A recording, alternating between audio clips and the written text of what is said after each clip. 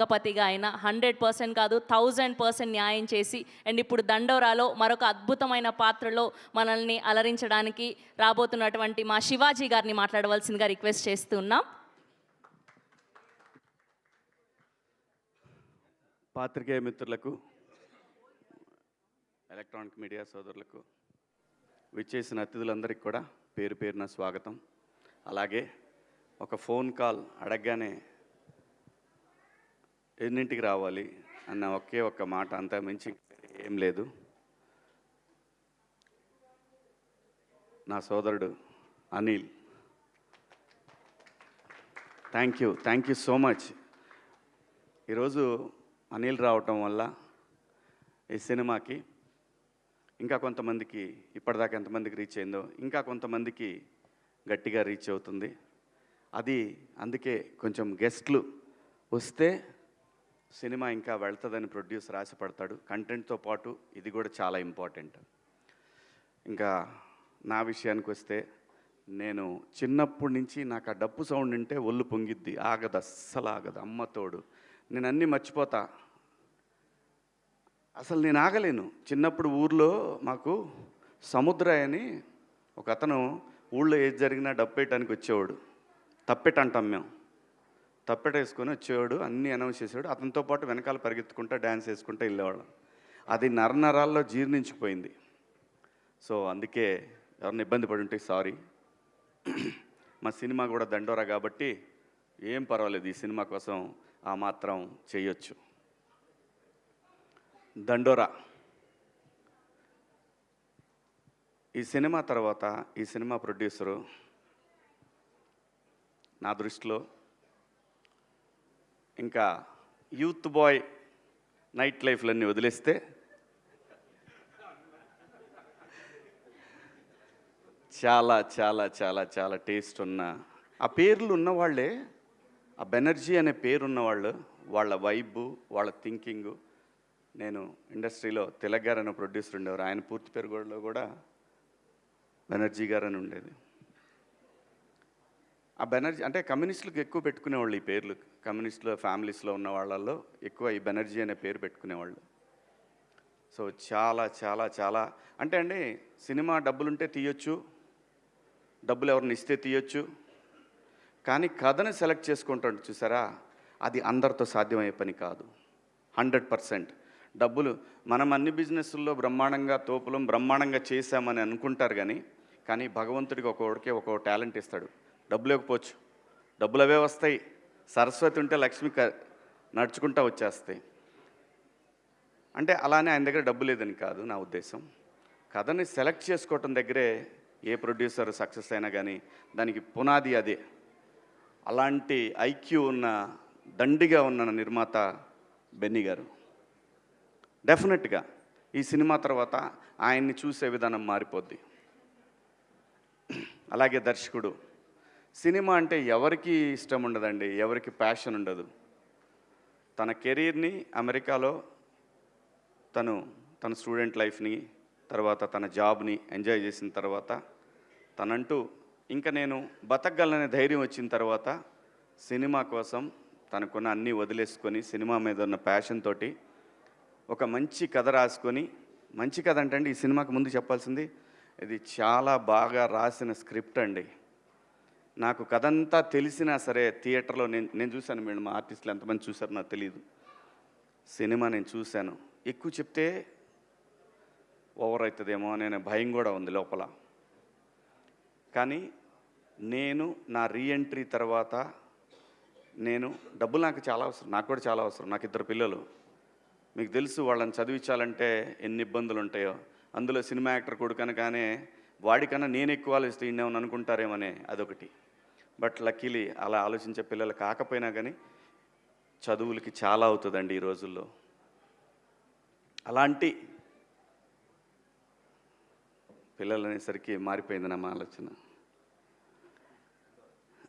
అలాంటి సిచ్యువేషన్ ప్రతి తల్లిదండ్రికి ఉంటుంది. అలాగని చెప్పి ఆ తల్లిదండ్రులు వాళ్ళ పిల్లల్ని అంత ఈజీగా వదిలేరు. సినిమా దేని గురించి మాట్లాడుతుంది అనే దాన్ని నాకు అతను స్క్రిప్ట్ చెప్పినప్పుడు తను స్క్రిప్ట్ చెప్పినప్పుడు ఒక క్యారెక్టర్ కనెక్ట్ అయ్యానండి నేను. ఒక క్యారెక్టర్ కనెక్ట్ అయ్యాను. నా పాత్ర చాలా బాగుంది, సినిమా నా చుట్టూనే తిరుగుతుంది. కానీ అప్పటికి కూడా టెంప్ట్ అవ్వాల నేను. ఎందుకంటే నేను ఇండస్ట్రీకి వచ్చి రీఎంట్రీ మళ్ళీ వచ్చిన తర్వాత ఆ డబ్బులు అనే పదాన్ని పక్కన పెట్టి 13 సంవత్సరాలు నేను సర్వైవ్ అయ్యాను. ఇంకా నాకు డబ్బులు కాదు కావాల్సింది, నాకు ఇంత పేరు ఇంత రెస్పెక్ట్ ఇస్తున్న వీళ్ళకి గౌరవం ఇవ్వాలి, మంచి సినిమా అయితేనే చేద్దాము, లేకపోతే పుట్టించినోడికి తెలుసు ఎలా తీసుకుపోయే వరకు ఎలా నడపాలనేది ఒక బలమైన ధైర్యం వచ్చిందండి నాకు. అలా అతను చెప్పిన ఆ కథని విన్న తర్వాత, నేను బిగ్ బాస్ హౌస్ నుంచి వచ్చిన తర్వాత, నా 90s రిలీజ్ అయిన తర్వాత నేను ఫస్ట్ ఒప్పుకున్న సినిమా కూర్మనాయక. అది చాలా గ్రాఫిక్స్తో ఉన్న సినిమా. ఒక నెగిటివ్ క్యారెక్టర్ నాది, నాకు బాగా నచ్చిన కథ అది. దాని తరువాత కోర్టు కాదండి నేను ఒప్పుకుంది, ఈ సినిమా.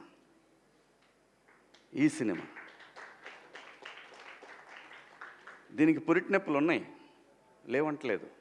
ఆ కారణం చేతనే నాని గారు తొందరగా అయిపోయింది, కానీ బెన్నీ కదా, కొంచెం కష్టం ఉంటుంది.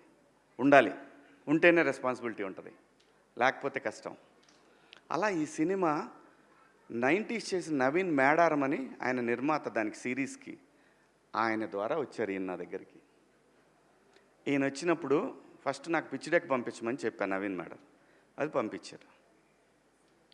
ఆ తర్వాత ఆయన కథ చెప్పారు, వచ్చి నాకు కథ చెప్పారు. అదంతా వింటున్నాను కానీ నేను ఎక్కడ టెంప్ట్ అవ్వలేదు. ఓకే బాగుంది, బాగా రాసుకున్నాడు.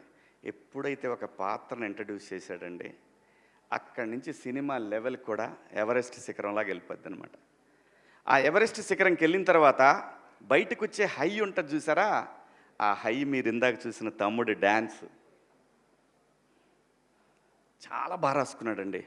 నిజంగా నేను అమితంగా ప్రేమించేమీ మాట్లాడట్లేదు. సినిమా తీసేవరకే ప్రేమిస్తాను నేను. సినిమా తీసిన తర్వాత అది ఎడిటింగ్ రూమ్లోనైనా థియేటర్లో నిర్దాక్షిణ్యంగా దాన్ని నేను హేట్ చేసినంత ఎవరు హేట్ చేయరు. అబ్బా అంట. మా వాడు ట్రైలర్ చేసిన అబ్బాయి అక్కడక్కడ లూజ్ ఫ్రేమ్స్ ఉన్నాయో అన్న, పెద్ద కొంచెం టైట్ పెట్టొద్దు, తెలీదు మరి ఎవరో ఏమంటారో, బయటికి వెళ్తుంది ఫస్ట్, మన బిడ్డ బయటికి వెళ్తూ ఉంది ఫస్ట్ టైం అని చెప్పి ఆ భయం ఉంటుంది.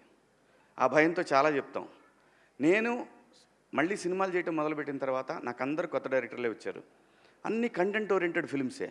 ఏ ఫిలిం కూడా డబ్బుల కోసమే, డబ్బులు తీసుకుంటున్నాను, డబ్బులు తీసుకోవట్లేదు, మళ్ళీ అలాంటి మాటలు మాట్లాడకూడదు. డబ్బులు కావాలి కదండి అని అలా బతిలాడుకొని తీసుకుంటున్నాను, అది వేరే విషయం. కానీ ఆ కంటెంట్ విషయంలో మాత్రం నో కాంప్రమైజ్, నో. ఈ సినిమా ప్రతి ఒక్కళ్ళని, చాలా సినిమా రిలీజ్ అయిన తర్వాత, రేపు లేదంటే ప్రీమియర్స్ పడ్డ తర్వాత జర్నలిస్ట్ సోదరులు ఉన్నారనే పెద్ద ధైర్యం అయితే నాకు ఒకటి ఉంది. ఎందుకంటే మీరు రీసెంట్ డేస్లో వాళ్ళు మీరు చూశారు, ఒక ప్రీ వెడ్డింగ్ షో కానీ, ఆ తర్వాత వచ్చిన 2-3 సినిమాలు కానీ, వాళ్ళు బ్రహ్మరథం పట్టిన విధానం, అది ఇండస్ట్రీకి శ్రీరామరక్ష, నిర్మాతలకి శ్రీరామరక్ష. అలాంటి ఒక ధైర్యం నాకుంది. ఈ కథని వాళ్ళు ఎలా చూస్తారనే దాంట్లో నేను సినిమా చూసా. సినిమా అద్భుతంగా వచ్చింది. ఇది మార్నింగ్ షో వరకే, ఈ వారం చిన్న సినిమాలు ఏం రిలీజ్ అవుతున్నాయి అని మాట్లాడుకునే వాళ్ళకి మాత్రం ఈ వారం చిన్న సినిమాల్లో ఇదొక చిన్న సినిమా. కానీ 25th సాయంత్రానికి ఇది చాలా పెద్ద సినిమా.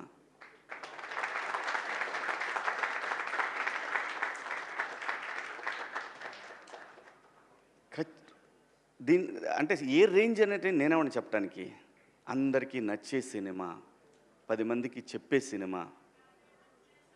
ఇందాక అనిలు నేను ఒక విషయంలో మాట్లాడుకున్నప్పుడు, ఈ సినిమా మనం మన తాతల నుంచి చూస్తున్నాము, మన నాన్నని చూసాము, మనము చూసాము, మన తర్వాత జనరేషన్స్ ట్విట్టర్లో కులం గురించి కొట్టుకునేది చూస్తున్నాము. ఎన్ని తరాలైనా మారిన ఈ అంశాన్ని ఏదో ఒక తరం వదిలేస్తానే దాంతో ఈ తరం ఫైట్ చేయాల్సిందే, తప్పదు. ఆ కులం గోడ చుట్టూ ఉన్న ఒక మ్యాజిక్ ఉంది ఈ సినిమాలో. ఆ మ్యాజిక్ని ఫస్ట్ డే కాపీ చూసేటప్పుడు నేను సినిమా అంటే ఈ సినిమా తర్వాత నా రెమ్యునరేషన్ ఎంత పెరిగి దాంతో కాదు, నా జడ్జిమెంట్, నేను మళ్ళీ సినిమాలకు వచ్చే కదా, నా జడ్జిమెంట్ కరెక్ట్గా ఉందా లేదా అనేది తెలుసుకోవడానికి నేను చేసే ప్రయత్నంలో డైరెక్టర్ గారిని అడిగాను, మురళి గారు మీకు ఒక ఆత్మ ఉంటుంది, సోల్ మీద మీకు ఒక మాట చెప్పుంటుంది, ఫస్ట్ టైం నువ్వు సినిమా చూసుకున్నప్పుడు చెప్తుంది. ఏ డైరెక్టర్కైనా సరే, అది ఫెయిల్యూర్ అయినా హిట్ అయినా ఏ డైరెక్టర్కైనా ఒకటి అనిపిస్తుంది. మీరు నాకు చెప్పిన కథని ఒక 75% తీసారా? ఇది ఎందుకు అడిగానంటే యాక్చువల్ 50 తీస్తే చాలు ఈ సినిమాకి, 75% తీశానని మీ ఆత్మ చెప్తుందా మీకు అని అంటే, ఆయన అన్న ఎగ్జాక్ట్ వర్డ్స్, సార్ అందరూ ఓవర్వెల్మింగ్గా ఉంది సార్, భయం వేస్తుంది నాకు, కానీ నేను ఒక 80% తీసా అనుకుంటున్నాను సార్ అని అన్నారు. ఎగ్జాక్ట్గా ఇదే మాట మాట్లాడారు ఆయన. చాలు 50 తీస్తే చాలు, నువ్వు 80 అనుకున్నావు అంటే ఖచ్చితంగా 60-70 దాకా వచ్చి ఉంటుంది, అది ఏం ప్రాబ్లం లేదు. చాలా మంచి సినిమా తీశాడండి. ఇలాంటి సినిమా మీరు ఆదరించాలా వద్దా అనే విషయం ప్రేక్షకులది, అడగాల్సిన బాధ్యత మాది. అలాగే మీడియా మిత్రులు మరొకసారి ఖచ్చితంగా అడగాల్సిందే. అలాగే ఈ సినిమాలో పనిచేసిన టెక్నీషియన్స్ వెంకట్ గారు కానివ్వండి, సృజన తను కానివ్వండి, మార్క్ రాబిన్ గారు కానివ్వండి, అలాగే ఈ సినిమాకి పనిచేసిన ఎడ్వర్డ్ ద టోపీ మ్యాన్ చాలా చాలా చాలా కష్టపడ్డా అండి తను కూడా. అంటే ఆర్టిస్టుల్ని ప్రొడ్యూసర్ని మేనేజ్ చేయటం అంత ఈజీ కాదు. చాలా చాలా డీసెంట్గా డిగ్నిఫైడ్గా బిహేవ్ చేసి సినిమాని ఎక్కడా కూడా తగ్గకుండా నీట్గా ఒక కాపీ దాకా వచ్చేటట్టు పనిచేసి తను కానీ, మేనేజర్గా పనిచేసిన మా రెడ్డి గారు కానీ, ఇలా అందరూ ప్రతి ఒక్కళ్ళు అండి మా ఆర్టిస్టులు అందరూ, సుబ్బారావు గారు, మిగతా మా రాఘవేంద్రరావు గారు, జూనియర్ రాఘవేంద్రరావు గారు, అందరండి. ఇతను చూస్తే కోపం వస్తుంది, మీకు చంపేద్దాం అనిపిస్తుంది రేపు సినిమాలో. అలాగే ఆయన సుబ్బారావు గారిని చూసిన మిత్రులు, ఆయన్ని చూసిన, ఇది ఇతను చూస్తే ఇతను కనపడితే ఎక్కడ కనపడతాడని అడుగుతారు. ఉంది, చాలా మ్యాటర్ ఉందండి సినిమాలో. చాలా బాగా తీశారు సినిమాని. ఖచ్చితంగా చాలా మంచి సినిమా. ఈ సినిమాలో మేము పనిచేసామని చెప్పుకొని ధైర్యంగా ఆర్టిస్టులు అందరూ చెప్పుకునే సినిమా. ఈ సినిమాలో నాకు బాగా నచ్చిన పాత్రల్లో బిందు మాధవి గారి పాత్ర ఒకటి. ఏమండి, మన దగ్గర చాలామంది ఆర్టిస్టులు ఉన్నారండి, చాలామంది. ఎట్లాంటి ఈగోకి పోవసరం లేదు. మనిషి జీవితమే ఈగోల మయం. ఎలాంటి ఈగోలు పోవాల్సిన లేదు. మీరు పాత్ర ఇచ్చి చూడండి, భారతదేశంలో ఏ నటుడికి తగ్గకుండా పనిచేసే ఆర్టిస్టులు ఇక్కడ ఉన్నారు. బయట భాషల్లో వాళ్ళు బాగా చేయరని కాదు, వాళ్ళు మంచి ఆర్టిస్టులు కాబట్టే మన వాళ్ళు పెట్టుకుంటున్నారు. నేను ఎవరిని కూడా, ఇక్కడ భాషా భేదాలు లేవు, కానీ ఇక్కడ బోల్డ్ టాలెంట్ ఉందండి. చాలా కుప్పలు తెప్పలు టాలెంట్ ఉంది. నందు కానివ్వండి, మా తమ్ముడు చింపి చాట చేశాడు సినిమాని. అలాగే రవికృష్ణ, మణిక, మీ ఇద్దరు పేరు తలకాయ నొప్పి నాకు ఈ సినిమాకి. Monica, Robin Singh, Robin Hood లాగా. ఆ అమ్మాయి ఒక్క షాట్ మీ జీవితాంతం మర్చిపోలేరండి. ఆ అమ్మాయి చేసిన ఒక షాట్, అయ్యి బాబోయ్, అసలు మామూలుగా ఉండదు. అలాగే చాలా ఉన్నాయండి, చాలా చెప్పుకోవాలి ఈ సినిమాలో. అందరూ బాగా చేశారు. నేను ఎలా చేశాను అనేది మీరు అందరూ రేపు సినిమా చూసి చెప్తారు. Thank you so much. మీ అందరికీ పేరు ఇంకెవరన్నా మర్చిపోయానా? ఇంకెవరిని మర్చిపోలేదు. ఆ అమ్మాయి ఇంక సింగర్గా మిగలదు, యాక్టరే, ఖచ్చితంగా యాక్టరే. ప్రతి ఒక్క ఈ సినిమాలో ఒక్క పాత్ర కూడా వేస్ట్ పాత్ర అనేది ఉండదు. అంటే గ్రూపులో ఏదో పెట్టారులే, ఫ్రెండ్స్ ఉండాలి కాబట్టి ఫ్రెండ్స్ పెట్టాను. సత్యన్న ఇంకో క్యారెక్టర్ ఉంటుంది, టీ మ్యాన్. ప్రతి ఒక్క పాత్ర. ఇప్పుడు ఎందుకులే అమ్మా ఇవన్నీ. అందరూ బాగా చేశారు. గట్టిగా దండోరా వినపడుతుంది, దేశమంతా, రాష్ట్రం అంతా, ప్రపంచం అంతా వినపడుతుంది.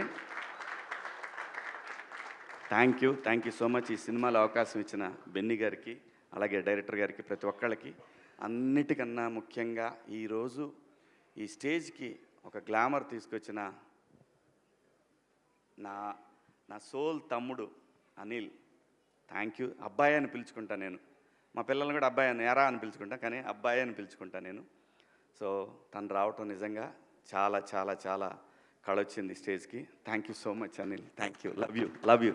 కాసర్ల శ్యామ్ గారు, వా అమ్మా, ఇతను మళ్ళీ నేషనల్ అవార్డు కొడతాడు, గ్యారంటీ, డౌటే లేదు. ఏం డౌట్ లేదయ్యా. 200% దీనికి నేషనల్ అవార్డు రాకపోతే ప్రజలు తిట్టుకుంటారు. అది వాళ్ళకే వదిలేస్తున్నా. Thank you so much. Thank you అండి. Love you all. ఈ అమ్మాయి గురించి కూడా చెప్పాలిగా, మళ్ళీ లాస్ట్లో లేనిపోయింది. డబ్బులు ఇచ్చినా చెప్పాలి, తప్పదు. మాకు చెప్పినట్టే. చాలా బాగుందమ్మా, చాలా బాగా చేస్తున్నావు. ముఖ్యంగా నీ డ్రెస్ సెన్స్ చాలా బాగుంది. దయచేసి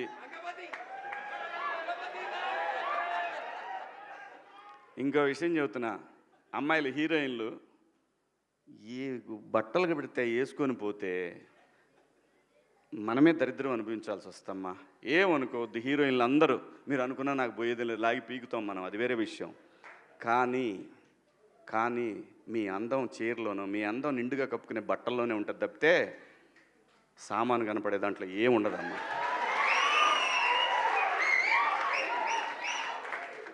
అవి వేసుకున్నంత మాత్రాన చాలామంది చూసినప్పుడు నవ్వుతూ అంటారు, కానీ దేద్రముండ ఎలాంటి బట్టలు ఎందుకు వేసుకుని కాస్త మంచి వేసుకోవచ్చుగా, బాగుంటావు కదా అనాలనిపిస్తుంది లోపల. అనలేము. అంటే మళ్ళీ స్త్రీ స్వాతంత్రం లేదా, స్వేచ్ఛ లేదు. స్త్రీ అంటే ప్రకృతి, ఎంత అందంగా ఉంటే అంత గౌరవం పెరిగిద్ది. ఈ ప్రకృతి అద్భుతంగా ఉంటుంది. అలాగే స్త్రీ, మా అమ్మ చక్కగా ఎప్పటికీ గుండెల్లో కనపడతా ఉంటుంది, ఒక సావిత్రమ్మ కానీ, ఒక సౌందర్య కానీ. అలాగే ఈ జనరేషన్లో ఇంకా చాలామంది, రష్మిక, చాలామంది అమ్మాయిలు ఉన్నారు. వీళ్ళందరూ ఇంపాక్ట్ క్రియేట్ చేశారు కాబట్టి అమ్మటే చెప్పగలుగుతున్నాం. గ్లామర్ అనేది ఒక దశ వరకే ఉండాలా, ఇంతవరకు ఉంటే పర్లా, అది ఇక్కడికి రాకూడదు. నేనేవాళ్ళే కానీ చెప్పడానికి మళ్ళీ అందరు రేపు పొద్దున పెద్ద పెద్ద వాళ్ళంతా బయలుదేరతారు, మాకు స్త్రీ స్వేచ్ఛ లేదు. స్వేచ్ఛ అనేది అదృష్టం. ఆ స్వేచ్ఛని కోల్పోవద్దు. మన గౌరవం ఎప్పుడు పెరుగుద్దంటే మన వేష భాషల నుంచే మన గౌరవం పెరిగిద్ది. అందులో ప్రపంచ వేదికల మీదైనా సరే చీర కట్టుకున్న వాళ్ళకే విశ్వసుందర కిరీటాలు వచ్చినాయి. Thank you so much.